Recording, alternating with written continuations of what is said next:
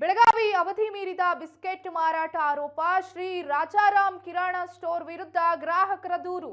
ಬೆಳಗಾವಿ ಚಿಕ್ಕೋಡಿ ತಾಲೂಕಿನ ಮಾಂಜರಿ ಗ್ರಾಮದಲ್ಲೇ ಘಟನೆ ನಡೆದಿದೆ.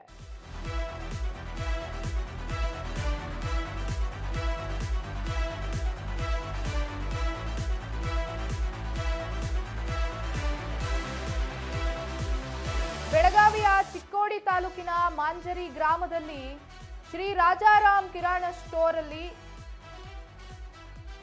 ಅವಧಿ ಮೀರಿದ ಬಿಸ್ಕೆಟ್ ಮಾರಾಟ ಮಾಡಿದ್ದಕ್ಕಾಗಿ ಗ್ರಾಹಕರು ದೂರನ್ನ ನೀಡಿದ್ದಾರೆ. ಮಾಂಜರಿ ಗ್ರಾಮದಲ್ಲಿ ನಡೆದಿರುವಂತಹ ಘಟನೆ ಇದು. ಕಡಿಮೆ ಬೆಲೆಗೆ ಎಕ್ಸ್ಪೈರಿ ಆದಂತ ಬಿಸ್ಕೆಟ್ಗಳನ್ನ ಮಾರಾಟ ಮಾಡ್ತಿದ್ದಾರೆ ಅನ್ನುವಂತ ಆರೋಪದಲ್ಲಿ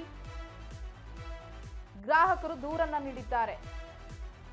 ಖರೀದಿ ಮಾಡಿದಂತ ಬಿಸ್ಕೆಟ್ನಲ್ಲಿ ಎಕ್ಸ್ಪೈರಿ ಡೇಟ್ ಮುಗಿದೋಗಿದೆ.